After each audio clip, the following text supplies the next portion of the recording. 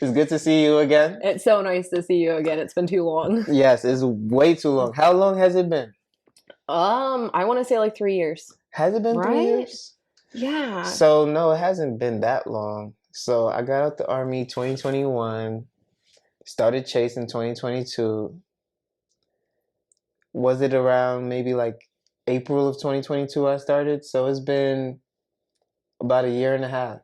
Are you sure? Yeah. Oh, okay. I'll let you slide on that one. Yeah, because it was like July when they all Yeah. us.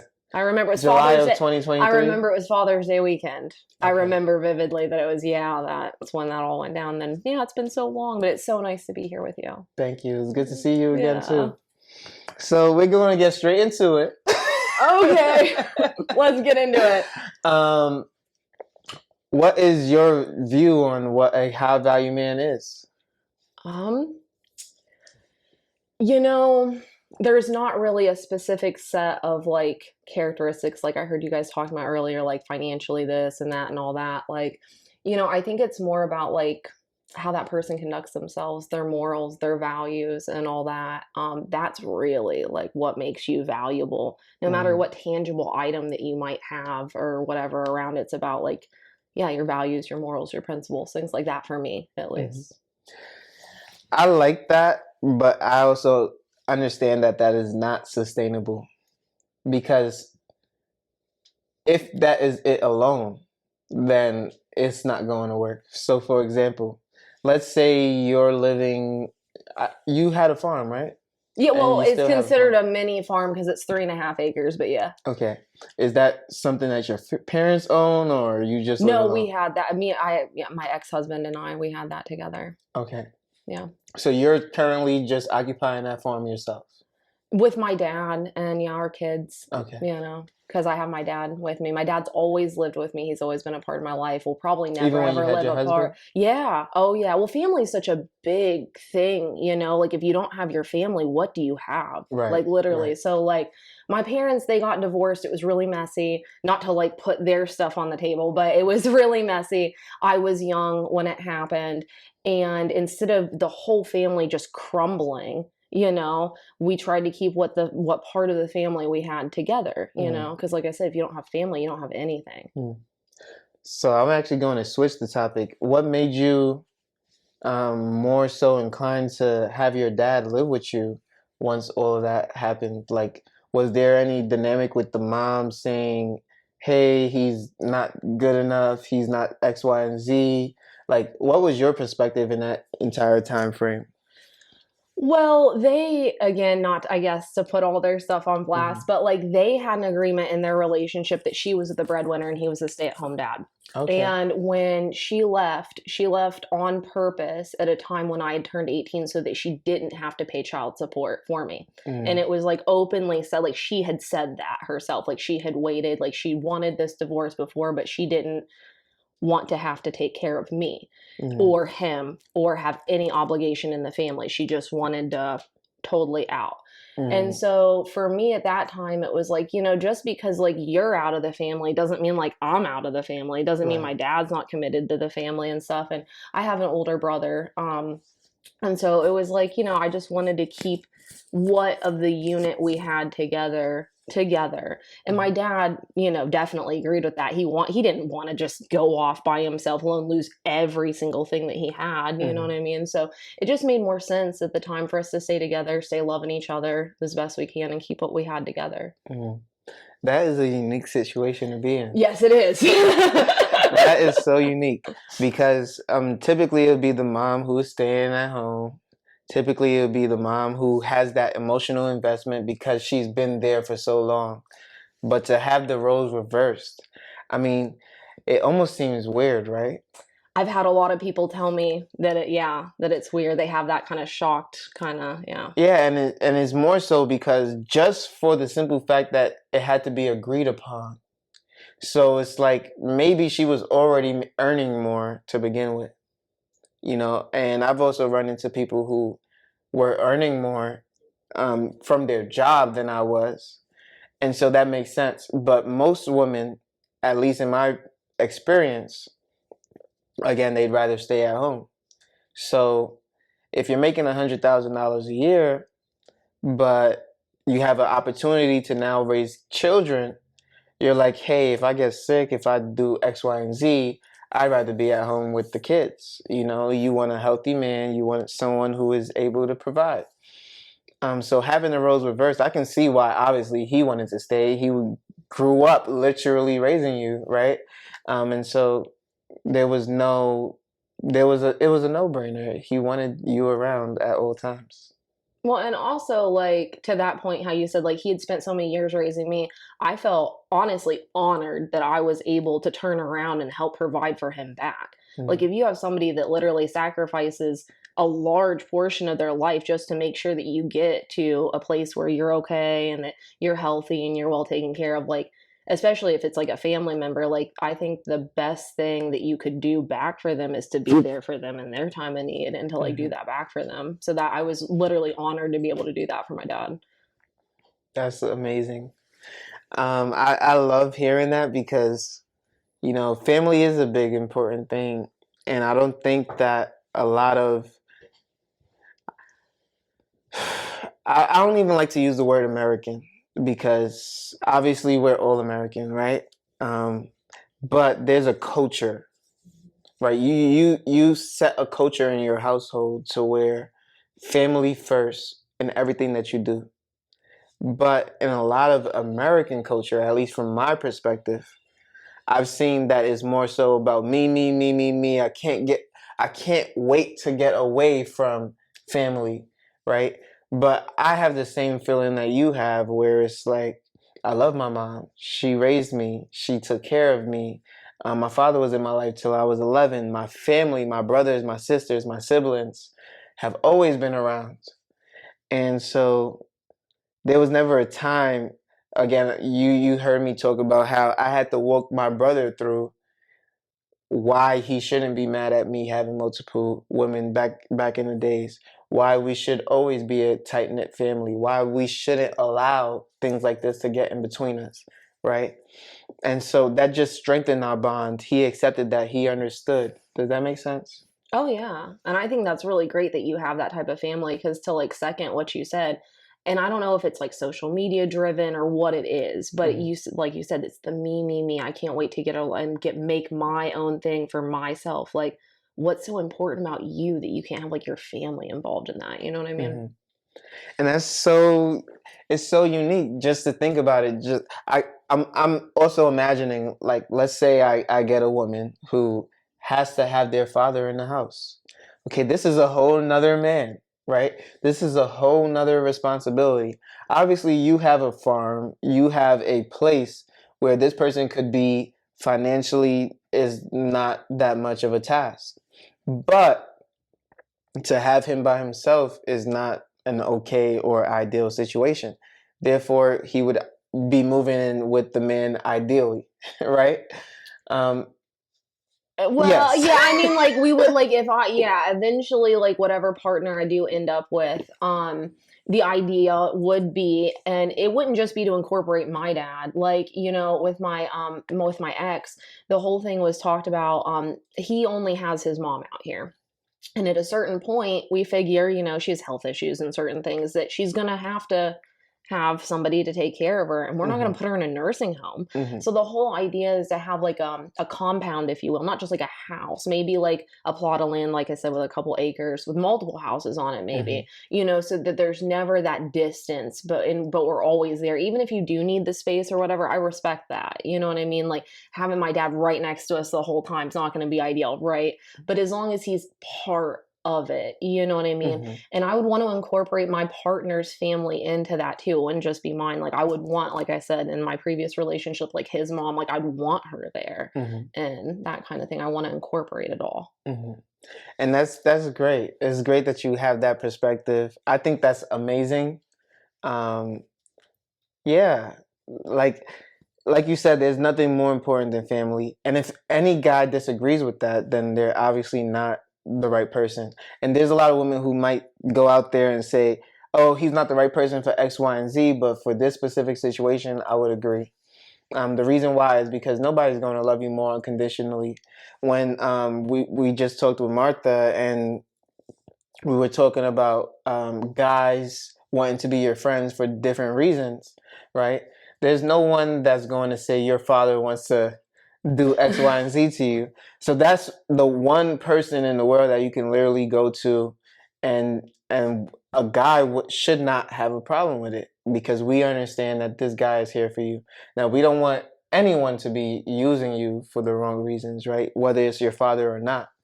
So we're not going to want someone who is overly just needing you for every single thing.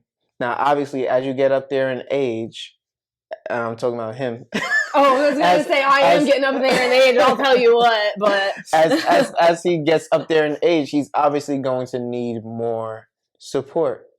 Um, but I think for me, I look at my grandfather who passed away, rest his soul, and I think, he was a strong man. He was someone who was always willing to provide. He even fell down once in New York City, and of course, he's originally in Africa. Um, so obviously, if I hold everyone to his standards of always working at 60 plus years old, then that would be an anomaly. But that's something that I look for. That's something that I aspire to be. I can't see myself not working at 60 plus. It might not be for a company, but I'm going to keep working. right. And it's because that's just who I am. It's not about the money. It's just about who I am. So if I see someone who's overly reliant on my woman, I'm going to be like, what are you doing? What are you up to? You understand? I know you took care of her. I know you wanted X, Y, and Z, but you should be able to cook. You should be able to clean if you're in your 50s or whatever. If you're in your 70s now, okay, completely understand. How you doing, sir? you know, you know. There's an age where you kind of just understand. You should be where it is, and not to be judgmental because I try not to be judgmental whatsoever. But it's like, don't be too overly Ryan. She's for me, right? Because we're having what we're having together. But I also understand that she's your daughter. So that's also important. My mom, however, just to throw that in there, she's retiring back in Africa, and she just built this big old house that I'll probably see once or twice a year. So it is what it is. I wish she stayed in New York, but she did her thing. So now that we've talked about what you believe a high value man is, what is a weak man to you? Much like Martha said, somebody who is lost in their vices. I think that's the biggest thing that I see. I mean, you can have a drink of alcohol. I mean, we're all drinking here, right? Just a little bit, but like, you can't get blackout drunk every day, or like, especially now that the sports betting is like legal now. No, seriously, like I know so many people that have lost so much money on the sports betting, and it's like, man, this has been going on for like 2 months. It's been legal, and y'all are refinancing your houses. Wow. Yes, They are? yes. You found somebody who's Yeah, well, refinanced? yeah, and I'm not putting anybody on blast. I just know people that, yes, yes, who come to work and they're like, oh, well, over the weekend I lost $400, this and that. Right. And I'm like, right.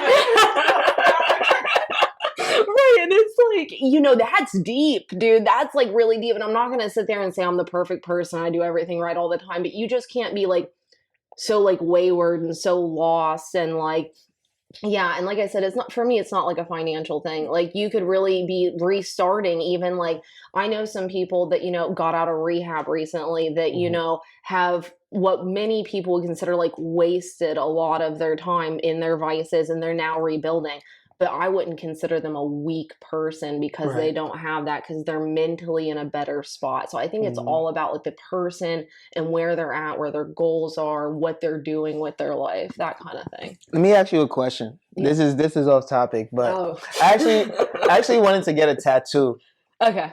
And the reason why I wanted to get the tattoo right around here is because it was actually going to be, I'm not trying to give these people ideas because, they steal ideas out here.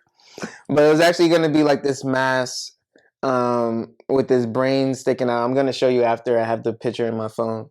And then this puppet hand that was basically playing with the brain like a mastermind. And the reason why I wanted that is because I used to do options trading. I lost $6,000 back when I was in college. $6,000. I was like maybe a senior in college, and I was options trading. I remember I made $700 in a day on Apple stock. I actually didn't lose 6,000. It was more like 4,000, but 6,000 sounds better, so keep that in there. And I made $700 in a day. I'm like, whoa, if I can continue to do this, I would never have to work again. Imagine making $700 a day every 5 days and just being so good at it, you would never work again, right? So I wanted to get that tattoo, which was going to cost me about $5,000. Well, yeah. How many sessions? Like, I It's guess going to be 3 sessions. Okay. And I was actually still going to get it done. My car just got fixed. Nobody actually knows this. Martha may know this, but I just paid $6,000 to get my car fixed. You know? Oh, gross. Yeah. Right? And I'm just like, I'm just like, I could have got my whole tattoo done. Wait, what kind of car do you have? It's a Honda Elantra right back there. You can open the door and you can see it. Yeah, Hondas are fire. I got 2 of them. So I'm just like, I wanted to get this tattoo to show that I should never gamble again. I should never options trade, because options trading is gambling. It's waiting for the stock market to go up and down. I don't want to turn this into a financial podcast, but that's why I wanted the tattoo, and it was going to cost me a good bit, but it was a reminder to never go back to that. And you know, I believe that God told me, hey, I'm going to take some of your money into this car because you shouldn't be doing that. You shouldn't tattoo your skin. But what is your view on that? And what do you think about tattoos? And Okay, so I love tattoos. I love them. And I would like to consider myself like a religious, spiritual person. Like you said, like I grew up in a private Christian school, which I went to church on Thursday. So yeah. But and I know the your body's a temple thing. I get that. right.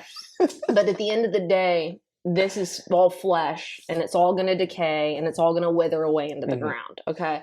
And it's like, it's not about necessarily preserving this as some temple. It's about preserving this, and this is the temple. Do you know what I mean? Like, in my opinion, I get that I might get a lot of flack from religious people out there for this, but I'm kind of heavily tattooed.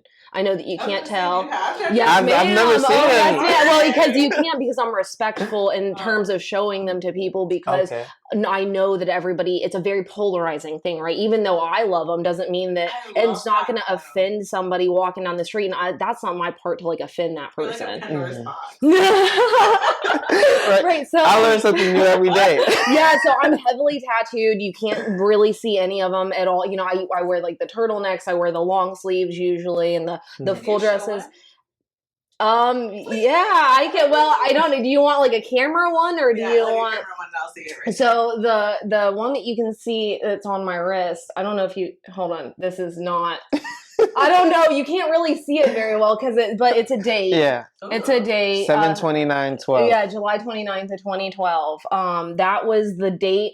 Me and my ex-husband. That was our first date. And that date is so important to me, because without that date, I would not have my 2 kids. Wow. And that we both have this tattoo. So they're like matching tattoos. We both got it at separate times. Really when we were both ready to get it. And he was ready to get his first. So he did get his first. His is over his heart. And it really meant a lot to me to see that, And me and him have like a lot of commitments together, the kids, the house, all these things, And even though we might not be together, it doesn't mean I still don't love him. You cannot be with somebody and not lose that love. Like, if you love that person, you're not just going to flip off that light switch. Oh, I instantly don't love this person anymore. And he has, But what does that really mean? Like, you're not with the person, but you still love them. What does that really mean? How does that make that person feel? How does that actually contribute to that person's life in any way? Well, we're still attached for forever because of the kids. And, for me, it's to treat him with the utmost love and care and respect that I can, even when we're not. It's not about togetherness. It's about how you treat the other human being. To me, like, in my life, like I always want to be remembered by how I treat my fellow humans. You know what I mean? Like we don't have to be dating or whatever. Why is that even important? Like I can still love you. Like, and that doesn't mean that if I get a different romantic partner and I get married to that person later on or what have you, just because like I love that person, I'm maybe in love with that person at the time, doesn't mean that like I didn't have love for that person. I still don't have love for that person as not only my friend, but the person I share my children with. And it's like I feel like when people get all like, oh, well, do you still love them or whatever, I think it's like a jealous or insecure thing that they're falling back on. Like, oh, well, how could you love me and that person? What do you mean your heart's not big enough to love more than one person? Like I love a lot of people in a lot of different capacities. Like I love my dad. You know what I mean? Doesn't mean like, you know what I mean? Like I'm going to stop loving him because I got a husband or whatever. I love my brother. So it's similar to that. Like love is love, and it's different with each relationship you have. How would you view marriage then? Because you said you were married once, right? I was married once. Yeah. Okay. How would you view marriage as a whole? Because you said you would be open to getting married again, would you? I would. So the marriage that I was in was a little different, and I hope that like the law doesn't come after me on this. But what had happened was, you know, I view marriage as like, you know, an institution for both of you guys coming together. Like we're in this till death do us part. Okay. And when I got married the first time, it wasn't what I would consider a marriage. I did it to sign the legal paperwork so that I could have certain benefits afforded to me. I was pregnant with my second child at the time, and me and him weren't married at that time because I'd made it very clear to him, like, I'm not going to get married to you until I am ready. Like, I might love you, all this other kind of stuff, but marriage is like when we're both ready for forever, and you're literally going to have to kill me to get out of this, like straight up. So like we had that agreement before, and I got married to him legally, okay, because I needed the insurance. At the time, I'd fallen off my mom's insurance, and I didn't have 26? Yeah, and I didn't. Yeah, and well, I wasn't 26, but she had gotten fired. Sorry, Mom, to put that on blast.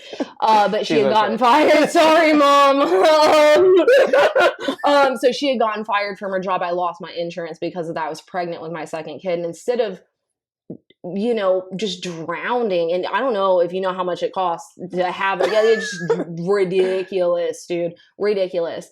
And so like when I'd had my first kid, I was on my mom's insurance still. It was no problem. I didn't have to have that legally binding paperwork because the father of my kids is well-to-do financially. It's a blessing, but that's never why I was with him. Straight up. Like that was not the get of it at all. So when we got married legally just to sign the paperwork. We actually, I don't know if anybody's watching in Ohio, right off here on 161, there's like a big like office building, and you can go up to like the 5th floor or whatever it is, go in this little office, and you can get legally married there for like $60. Okay. That's where we did it.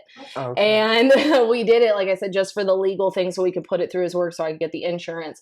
And when we took the vows, there was only one thing they asked us, like, well, did you write vows? Do you want to say vows? I was like, no, we're, in my opinion, not really getting married. You know what I mean? Like, we're doing this because this court that we live in, this like land, these are the laws of the land, and we have to abide by them. If I want to have this kid under the insurance and stuff, I have to sign these papers. So that's why we were doing it. So when we did the marriage thing, I said, I take so-and-so to be my lawfully wedded husband.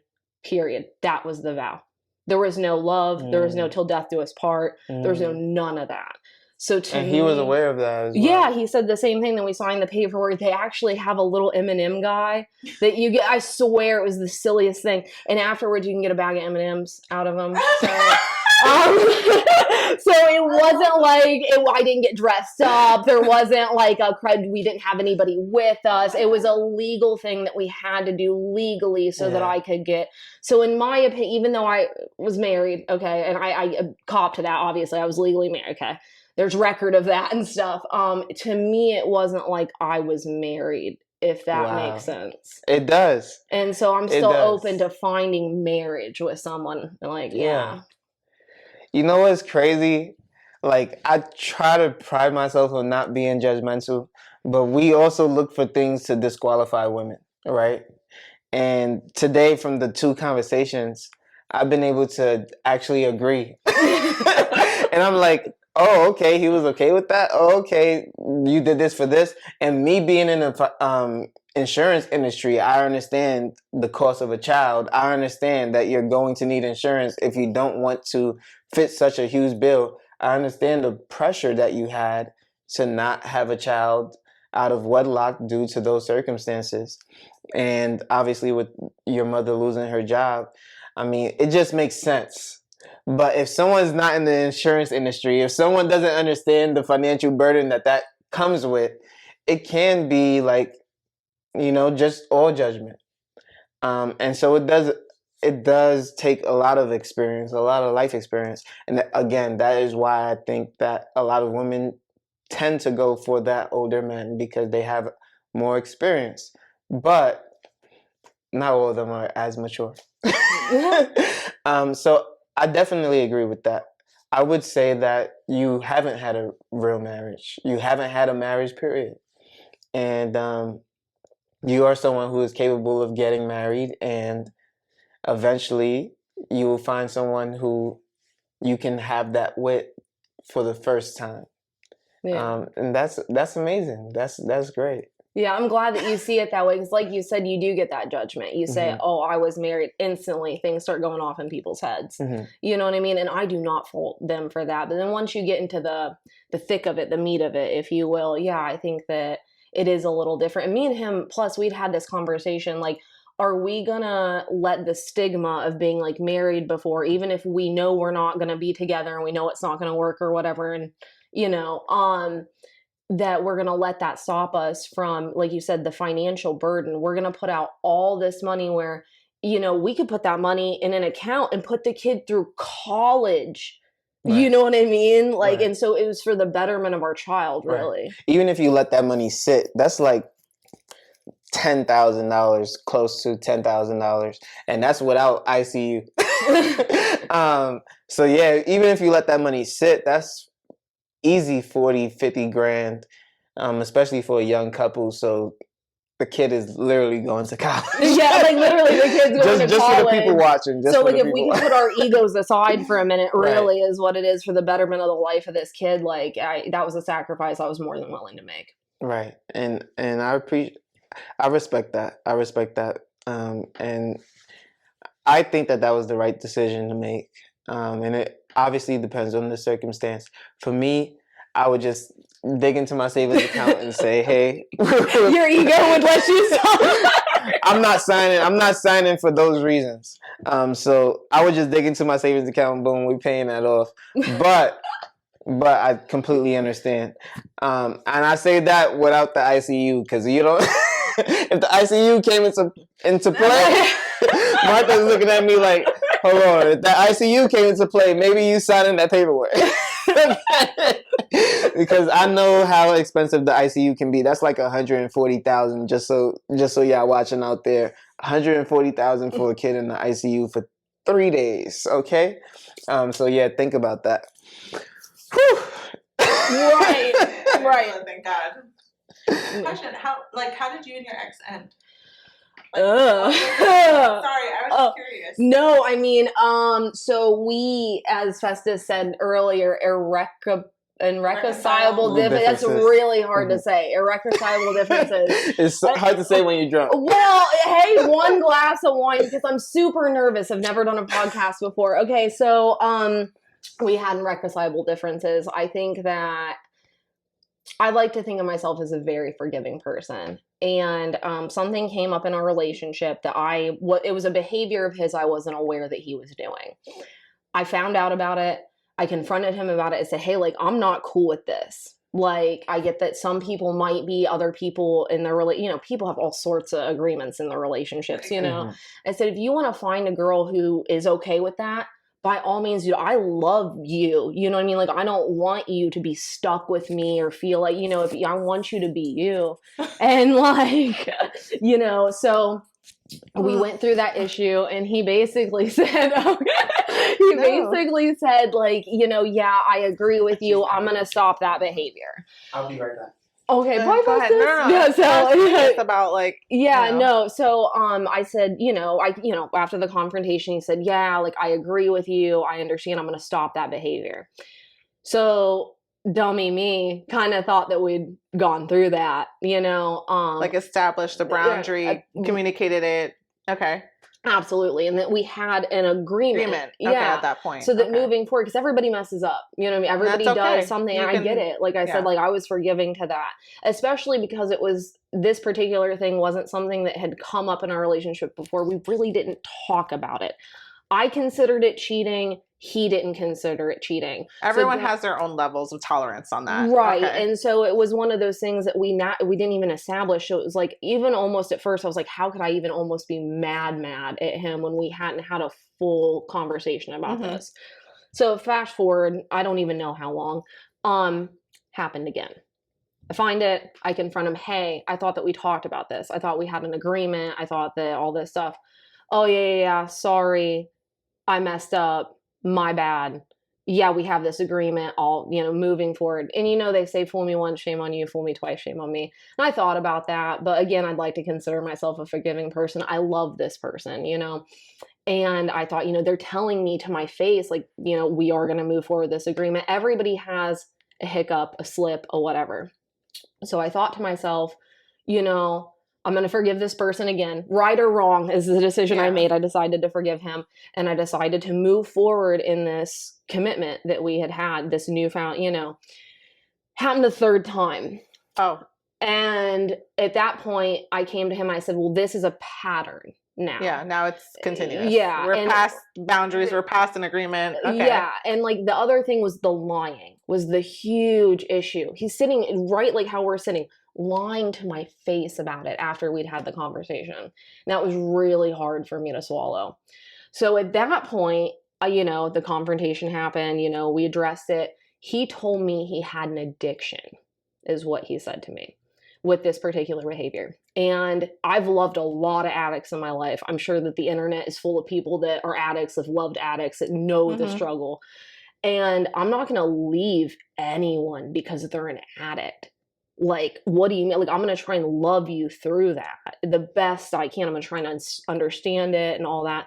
But at the end of the day, I can't like compromise who I am, bend over backwards, allow your addictive behaviors to just keep going and that's okay because he's an addict. No, like you have to have responsibility. Like an action plan to reverse or fix that or do something about it. Or try and stick to the agreement. Just try and stick to the agreement that we agreed to.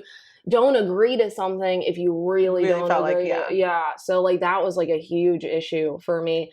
He agreed to go to counseling, and he went 3-4 sessions, maybe quit.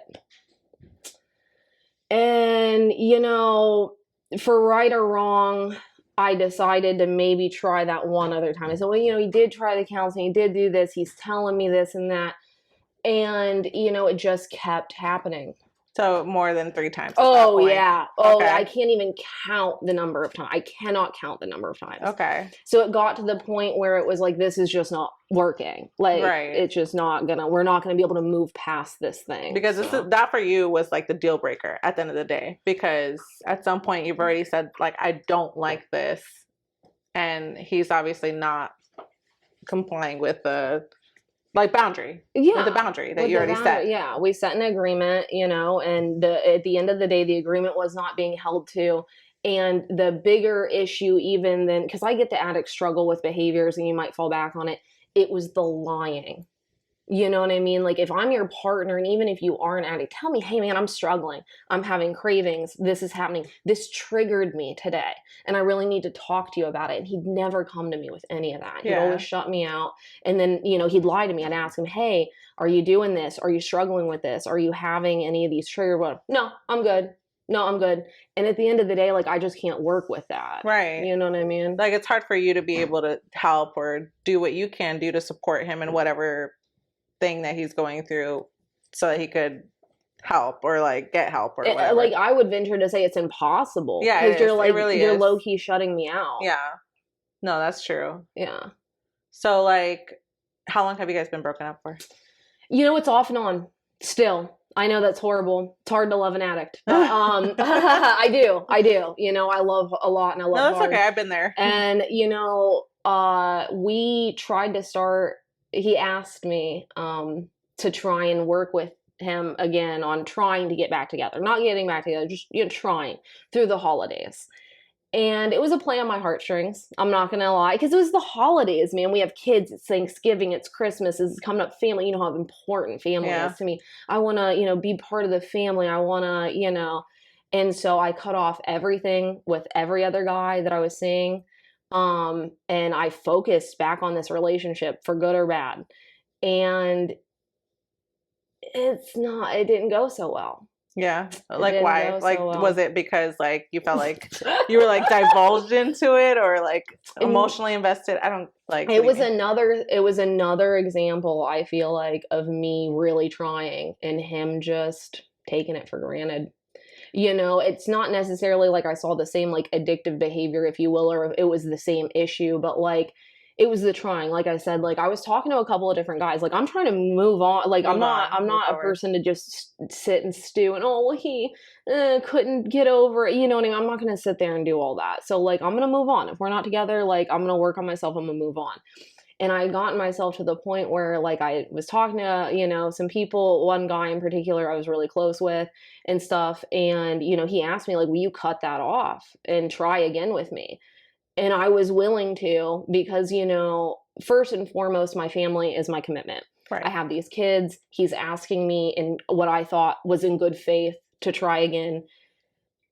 And yeah, I wanted to do that, wanted to try again, because I'm a forgiving person and all that.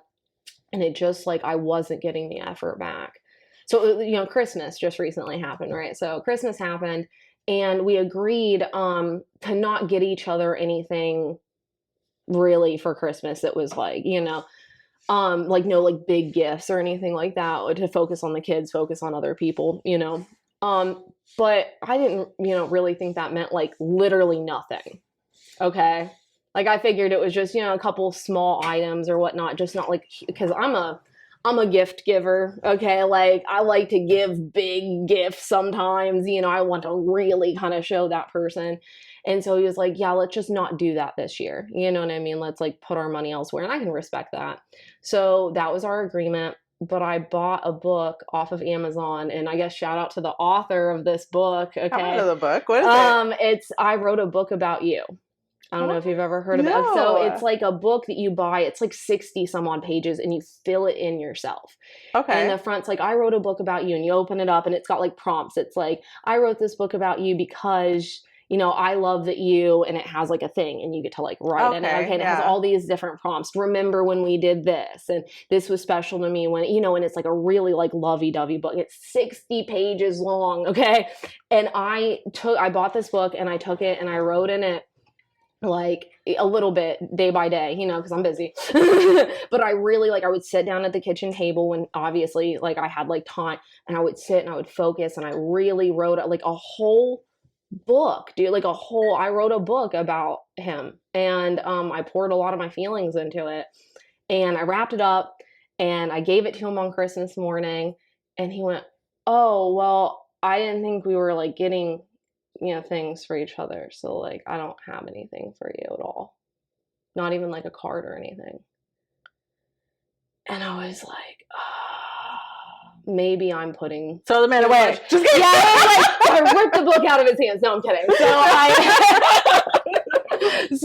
It was kind of like one of those like, have you ever done anything and like had something like that and you just go, well, yeah, I really like literally stuck my neck out there and now I look stupid. No, yeah, no, I've actually no. To be honest, like, so my ex is Jehovah's Witness, or was Jehovah. He's not an active Jehovah's Witness. I'm not celebrating Christmas because I believe in like, okay, whatever. So for a long time I didn't do Christmas or whatever. And for like a few years I'd be the one doing the most for him, like getting him gifts and blah, blah, blah. But then eventually, like this last year, I'm not going to lie, all business, no emotions. Like, you're coming here for Christmas. I'm dedicating my daughter's Christmas for you, Thanksgiving for you, everything for you.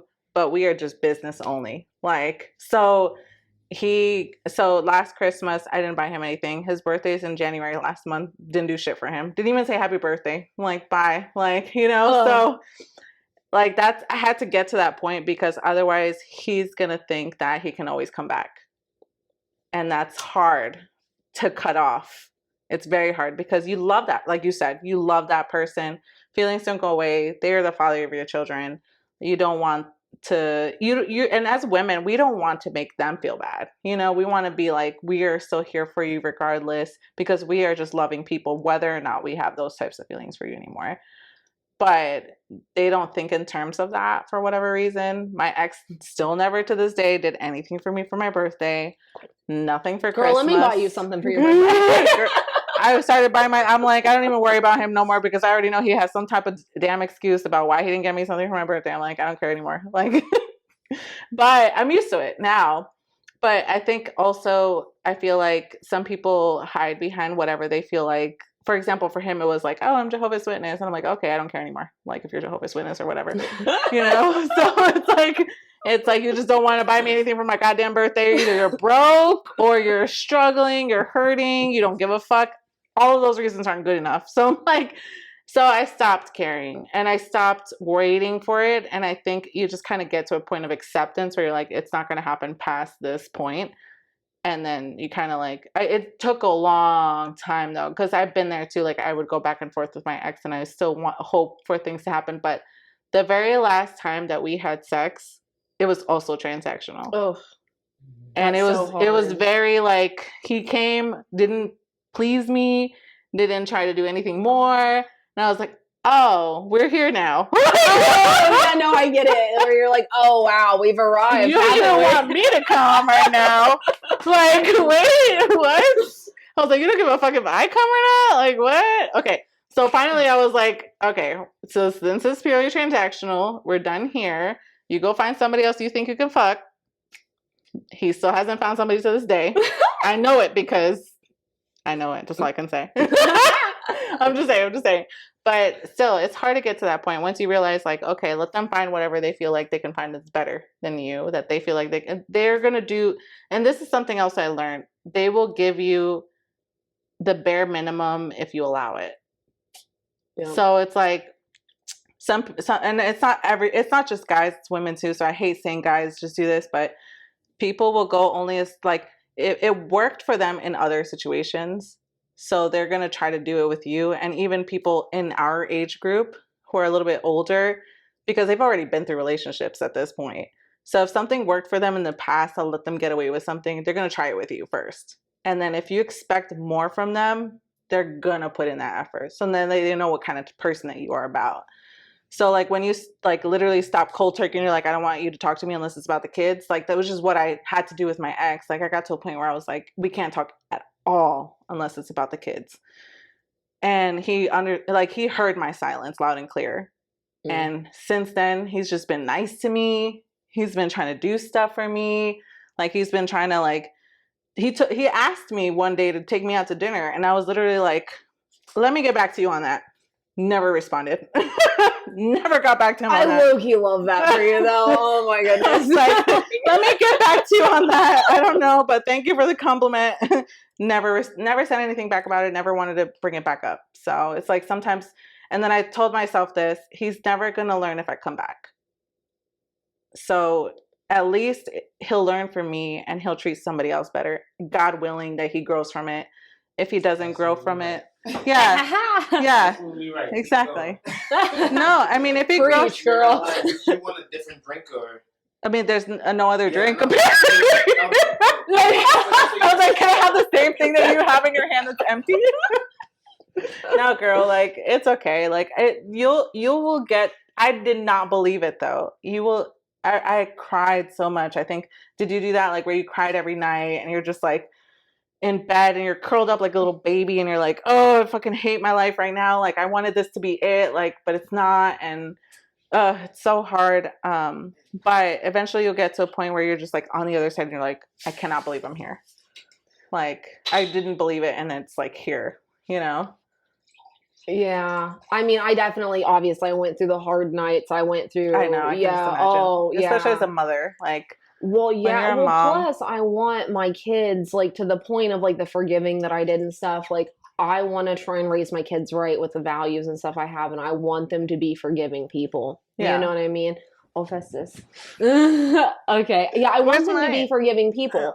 And it's like, how else are you supposed to really teach your kid that unless you show them that yourself through your Mm-hmm. actions?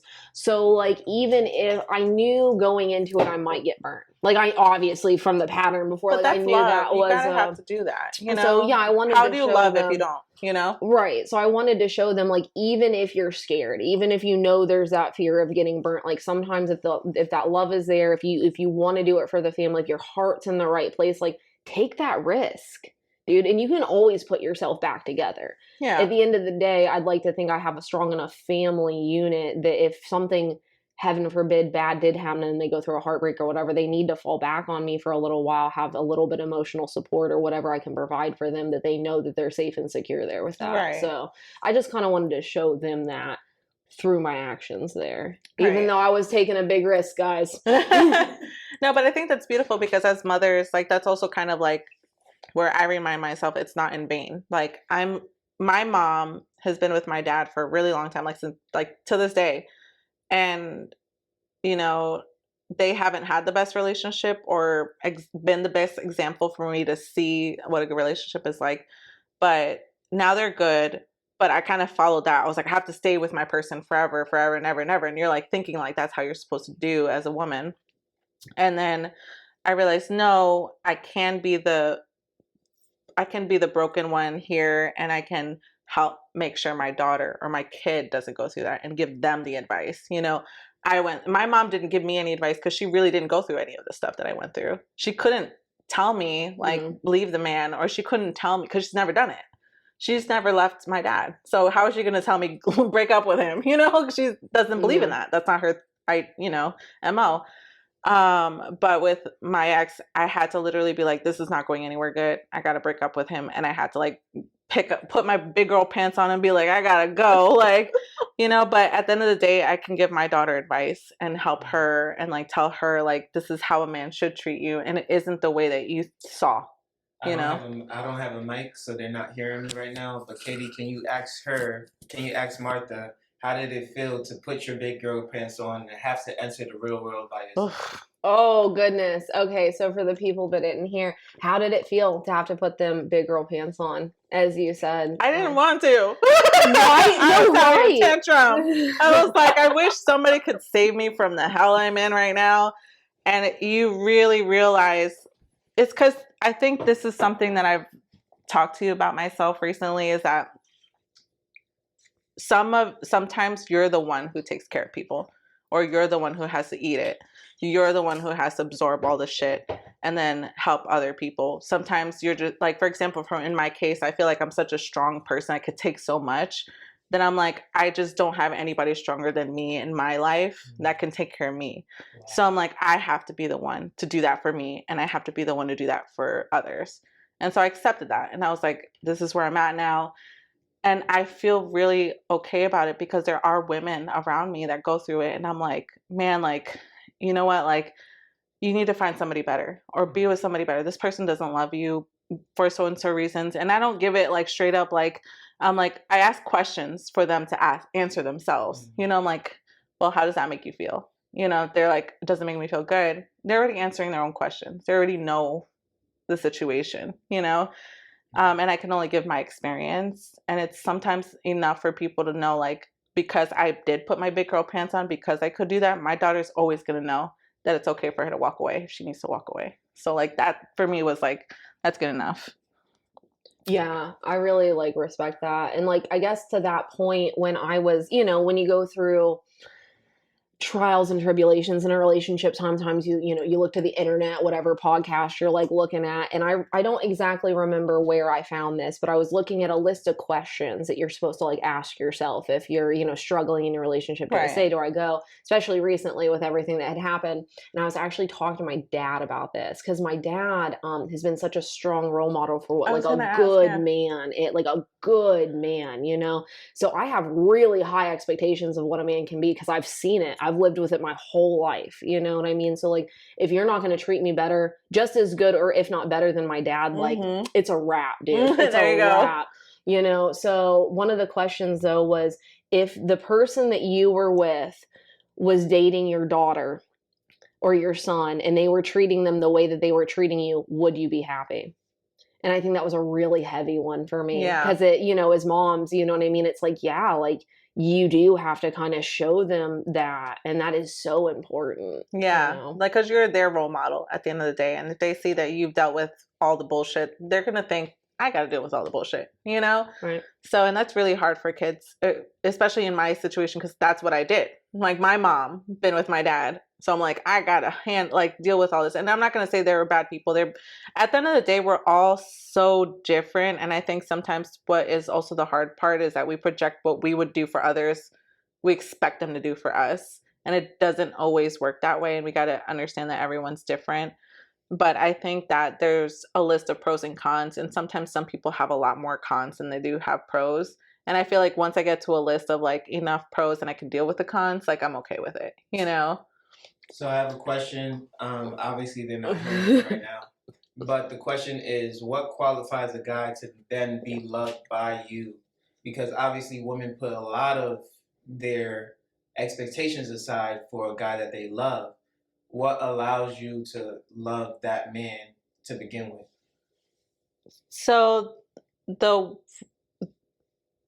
qualities that I look for in a man that would allow me to be more softer, I guess, or more open. And then you could answer that, I guess, for like what you feel like, because I think everyone's different and what they feel like, what would make them more open to that is just I feel like the energy, like you can, like you said, like Festus said, like sometimes you can feel when someone needs you, you know, versus when they want to be with you as a person, when they learn who you are as a person. I feel like someone who learns me enough and listens to me enough. I've actually been with someone who when I got upset for a reason, I'm like so used to being like, I gotta tell my case, I gotta tell like these reasons why I'm upset. And he literally said it verbatim without me speaking. And I was like, things like that like felt really good because it was like somebody who knew me well enough to be able to understand how I felt and be like, I'm just gonna change it. I didn't have to say it. He did it on his own. And and then it just eliminated me being upset, eliminated the problem, eliminated the conflict. And then I just went on to the next thing and just cooked for him or, you know, did whatever. And I started to feel more softer because I was like, okay, I don't have to write a list of things of what he did wrong or whatever, explain my case or why I'm upset or whatever, because he knew. And then like learning me well enough to be like, I know you like this, so I went and got this for you. You know, someone who studies you and knows you well enough as a person that they like you enough to do the things that they know would make you happy. And then that's when I'm like, okay, that person knows me. Like they invested enough time to know me or study me or understand me that I can feel like I will give them the world. I feel like women are just that person. Like we're just innate, or we have that like thing inside of us that we're like, if we feel like that kind of connection or attraction, we will like literally give the world like to a man. Like we would do anything and everything. And it's just how we are because we are like that with our children, you know? And so I don't know. That's how I feel about that. But I think it goes back to the baby thing that Festus was talking about earlier. You know what I mean? It's that thing, like, do you love them enough that it would be like you're loving almost like a child or something like that? Like you do anything for that person. And I think for me, what like makes me want to do that for someone is like when I see the intention that they have, like where they're set, like even though, you know, everybody's got their problems, like everybody's got a problem, dude, like everybody have problems. And it's like, but despite that, are you pushing yourself? Like, I don't know, this is just a small maybe example, if you will. Vaping is like a huge thing, right? I mean, I think that everybody knows somebody who vapes like nicotine products. I guess I won't like mention like brands, you know, but yeah, everybody knows, you know, little nicotine vapes that people hit all the time. And, you know, before it was smoking, but now it's vaping, right? And, you know, kind of have dated people who like vape or whatever. It's just like the little like thing, like, do you want to just sit there and be like, oh, well, they vape and because I don't, you know? And for kind of like a long time, I was like, I would accept someone that vaped, like that would vape or whatever. And even though I didn't, I was like, I don't care. That's what they're doing. That's them. But at the end of the day, I want someone to push me to be better. So I had to correct that in myself. I had to, like, if I see something that's gonna, because if I'm dating someone, I want you to be with me to the very end, dude. And if you're vaping and it's gonna hurt you, you know what I mean? Then like, I want you to stop that, because what's more important, me or the vape? You know what I mean? So it's like, even like pushing that person, maybe where to before I'd be like, well, I just want to respect who they are or whatever. There's a line between like respecting who that person is and pushing them to be better. To be better, right. So like, I want want someone who, even though it might make me uncomfortable, is going to be like, hey, like, are we going to get up and go to the gym? Even when I don't want someone to, with or good whatever. habits. Yeah, who's gonna push me? Like, who's gonna be like, hey, like maybe you shouldn't do that right now. We should go do X, Y, and Z instead. You know what I mean? So like, those things make me think, you know what? Yeah, I am gonna invest in that person, even though they might make me uncomfortable. If that extends to friendships, though, in a way too, because I'm gonna just admit this to myself. Like, obviously, I've corrected this thing. But I was a drinker, like a huge drinker, like to the point where I would be belligerent drunk, like falling all over the place, And I will never forget this one comment. He was not a drinker, one of the people that I dated. And he was like, are you always like this?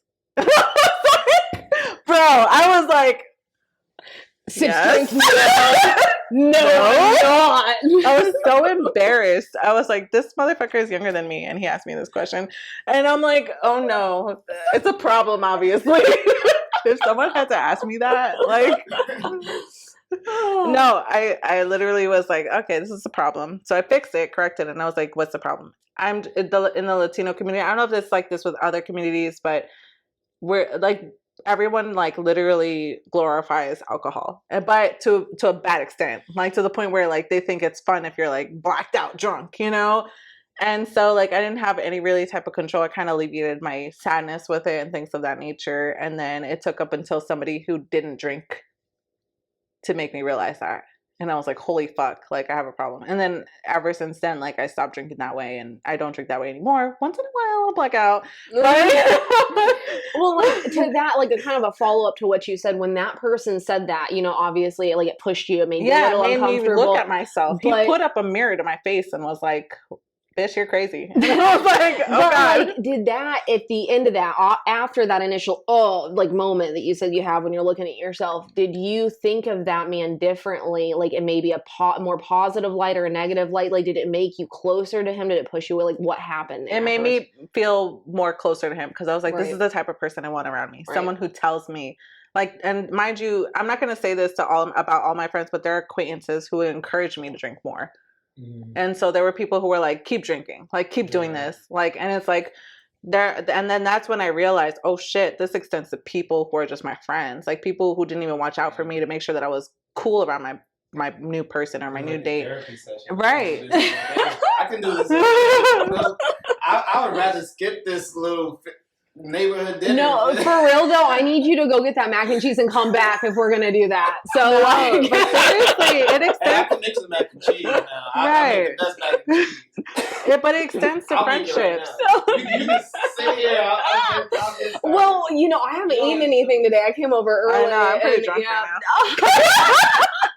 Well, see, so I usually don't drink at all, especially not wine. Usually it gives me a headache, but I'm very nervous because this is the only and first podcast I've ever done. I don't have any social media. Okay. I don't do anything like that. I was going to ask you, do you have social media? You don't? No social media. I wanted to add you. None. You need to have social media. You're like so pretty. Thank you. Oh my God. You have one. You would have so many followers. Oh my God. I so appreciate that. Oh my goodness. I feel like, like your eye color is pretty. Is it green? Oh, thank you. Well, it says brown on my driver's license. Hazel? So it's hazel. I guess. I don't know. Greenish I have some green eyeliner sometimes I put on, and when I put it on, people say my eyes are green, but I think it's just because that green eyeliner. Mine are caca brown. Well, no, so as you probably said, so you're a Latina, and you're a beautiful Latina, but usually like the darker eye color, I see that, and like, you know what I mean? Yours are hazel, if anything. Really? Yeah, probably. Just so everyone knows, I'm of Italian descent, since everybody's you're talking about. Yes, I'm a proud Italian. I can make a hell of a lasagna, I'll tell you what. Meatballs, Italian wedding soup. Oh yeah. Festus, you need to host like a cooking date for all of us to come and Yeah, cook we do something. because Like a cooking party. I would love to have a cooking She could We cook something should. Italian. I'll cook something Latina.